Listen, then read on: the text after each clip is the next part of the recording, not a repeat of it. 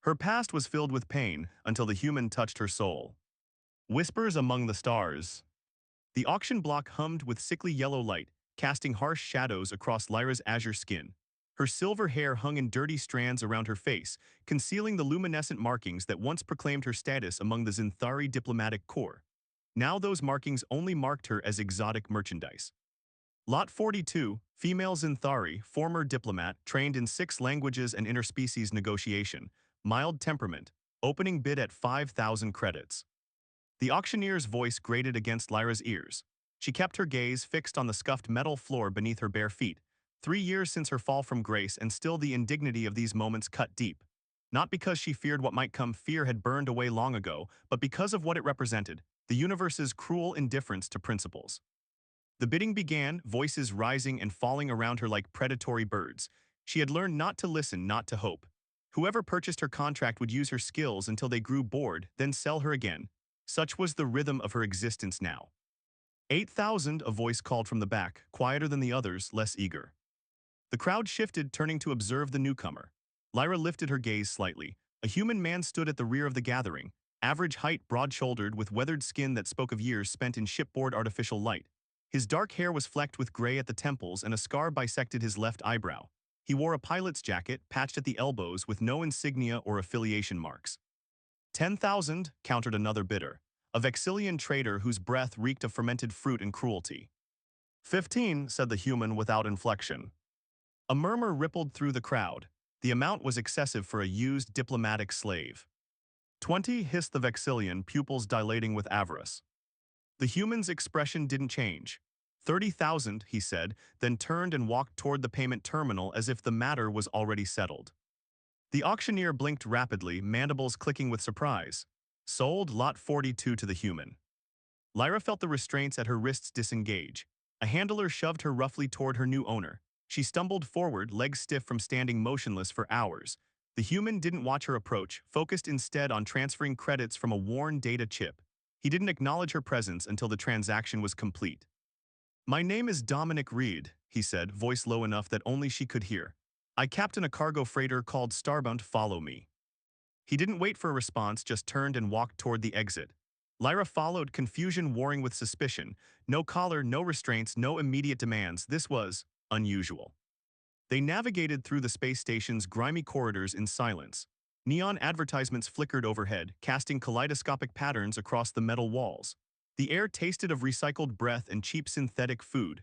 Lyra kept 3 paces behind Dominic, waiting for the other gravitational boot to drop. When they reached Docking Bay 17, a modest mid-range freighter came into view. The Starbound was older but well-maintained, its hull patched in places but gleaming under the bay lights. Dominic keyed the entry code, and the loading ramp descended with a hydraulic hiss. Inside, he said, not unkindly.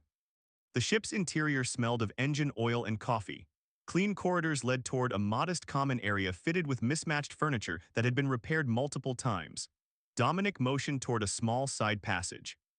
Crew quarters are there, last cabin on the left is yours, there's a shower unit, clean clothes in the storage bin. Lyra stood motionless, waiting for the conditions, the expectations, the rules that always came with new ownership. Dominic sighed, running a hand through his hair. I don't want anything from you, he said, as if reading her thoughts. Not what you're thinking anyway.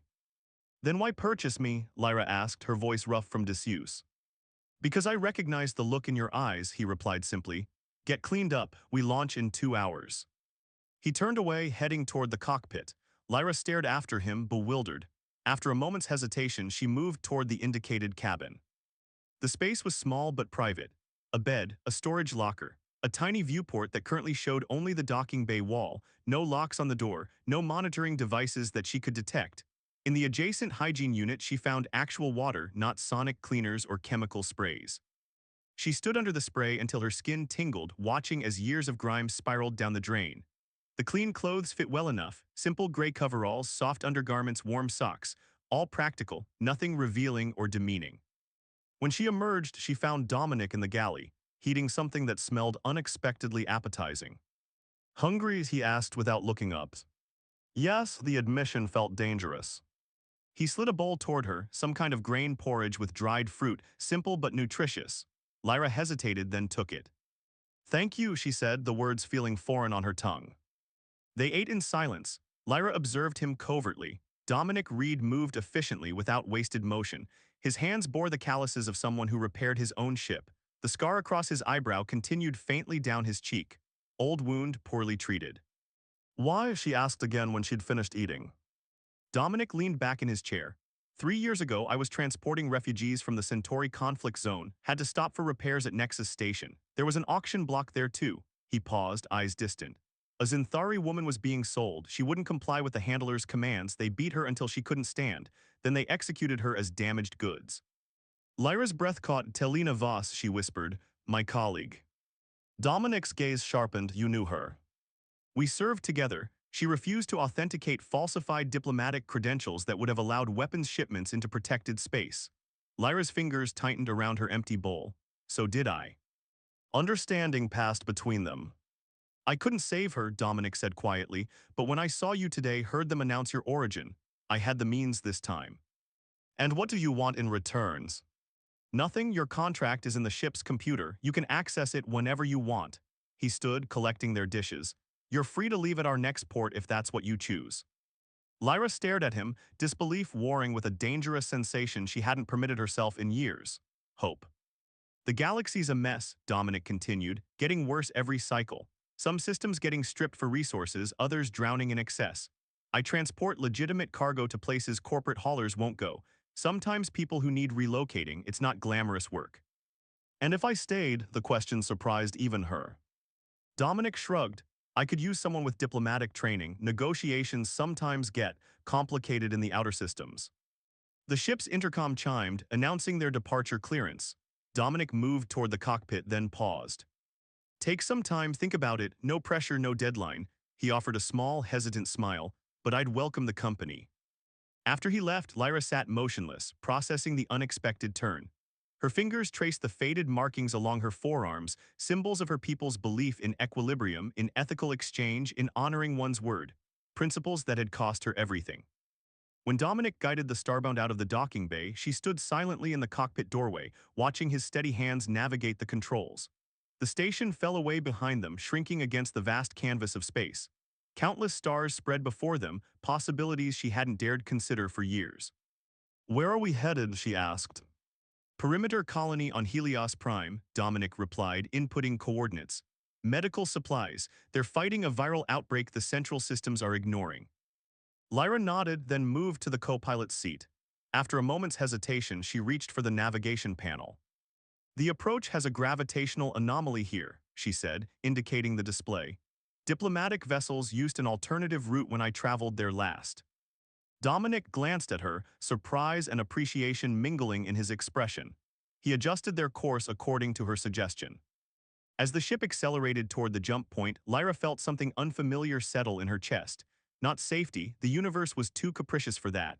Not happiness, she'd forgotten its contours. But perhaps it was the precursor to both. The quiet recognition that for the first time in years she was no longer merely surviving. She was beginning to live again. Constellations of trust. The Helios Prime mission had been a success. The medical supplies reached the colony just as the viral outbreak reached its peak, saving countless lives. Over the following weeks, Lyra had integrated herself into the Starbound's daily operations. Her diplomatic training proved invaluable during negotiations, often securing better terms than Dominic had managed alone. 3 months had passed since the auction block. Lyra stood in the cargo bay, inventorying supplies for their next run. Her silver hair was pulled back in a practical braid, and she wore a jumpsuit customized with pockets for the tools she now used daily. The luminescent markings on her arms glowed faintly as she worked, no longer hidden but worn with quiet pride. Dominic appeared at the bay entrance, data pad in hand. We've received a transmission, he said, his usual calm demeanor tinged with concern. Encrypted, addressed specifically to you. Lyra's hand stilled. No one in the galaxy should know her whereabouts. She had been careful, using aliases when necessary, staying away from central system surveillance. From whom? It's signed Valerian Crossed. The name hit her like a physical blow. That's impossible. Valerian died during the purge of the diplomatic corps. Apparently not, Dominic replied, extending the data pad. The message was brief but unmistakably authentic, using code phrases only a Zinthari diplomat would recognize. Valerian was alive, hidden on an outpost near the Crimson Nebula, and he had information about something called the Zinthari Codex, an artifact Lyra had believed was merely legend. The Codex contains the complete diplomatic and cultural history of our people, she explained, packing the cargo bay. If it exists and falls into the wrong hands, it could be weaponized against the few remaining Zinthari scattered across the systems. Dominic leaned against a cargo container. You think it's a trap? Possibly. Lyra studied the coordinates Valerian had provided. The outpost is in disputed territory, minimal governance. Dangerous. Oh yes. Dominic watched her expression unreadable. When do we leave? Lyra looked up sharply. This isn't your fight, Dominic. His lips quirked in that half-smile she'd come to recognize. Since when has that mattered? 2 days later, the Starbound approached the outpost, a derelict mining facility grafted onto an asteroid at the nebula's edge. Crimson gas clouds swirled around them, reducing visibility and interfering with standard sensors. Perfect place for an ambush, Dominic muttered as he guided the ship toward a docking port that looked barely functional. Lyra stood behind him, one hand resting on the back of his chair. The past months had established a rhythm between them, comfortable silences, shared meals, late-night conversations about stars and history and regrets. A trust built not on declarations but on consistent actions. We don't have to do this, she said quietly. Dominic's hands remained steady on the controls. Yes, we do. The docking clamps engaged with a worrying groan. They armed themselves, Dominic with a modified pulse pistol, Lyra with a compact energy blade concealed in her sleeve, before cycling through the airlock. The outpost interior was dimly lit, emergency lighting casting red shadows across corroded walkways. The air smelled stale, tinged with machine oil and decay. They moved cautiously, following Valerian's instructions to a maintenance level 2 sectors from the main hub. A figure emerged from the shadows as they approached the designated meeting point. Tall and gaunt, with the characteristic azure skin of the Zinthari, though faded to a sickly gray-blue. Valerian Crossed had aged decades in the few years since Lyra had seen him last. Lyra Knox, he said, voice raspy, you came. Valerian, she acknowledged, keeping her distance. You're supposed to be dead. So are you, according to official records. His gaze shifted to Dominic. I didn't expect you to bring a human. He's my partner, Lyra replied simply. Valerian's expression tightened, but he nodded. Follow me, we don't have much time. He led them deeper into the facility, through maintenance shafts and abandoned research labs. Finally, they reached a sealed door with a biometric scanner. The Codex is real, Valerian explained as he pressed his palm to the scanner. I was part of the team tasked with its preservation when the purge began. We scattered across the systems, each taking a portion of the access codes. The door slid open, revealing a small chamber containing a single pedestal. On it rested a crystalline cube that pulsed with internal light. The complete diplomatic, cultural, and biological history of our people, Valerian said reverently, including genetic markers that could be used to track any remaining Zinthari. Lyra approached slowly. Why contact me now? Because they've found me, Valerian said, shoulders slumping. The same people who orchestrated the purge, corporate interests who want our worlds for mining, they've been eliminating the last of us systematically. And you need me to take the Codex, Lyra finished. To destroy it, Valerian corrected. It's too dangerous to exist. Dominic had remained silent, surveying the chamber with a soldier's eye. Now he spoke. How many are coming for you? At least 3 ships, mercenaries. Valerian glanced nervously at the ceiling. They'll be here within hours. Lyra stared at the Codex, its light reflecting in her eyes. The last remnant of her civilization's knowledge, thousands of years of diplomatic wisdom, cultural evolution, scientific advancement. To destroy it felt like genocide. There's another option, she said slowly. We integrate it. Valerian stared. That's suicide, the data volume alone. Not for one person, Lyra interrupted. For 2 partners. She turned to Dominic, who watched her with that steady gaze that had become her anchor.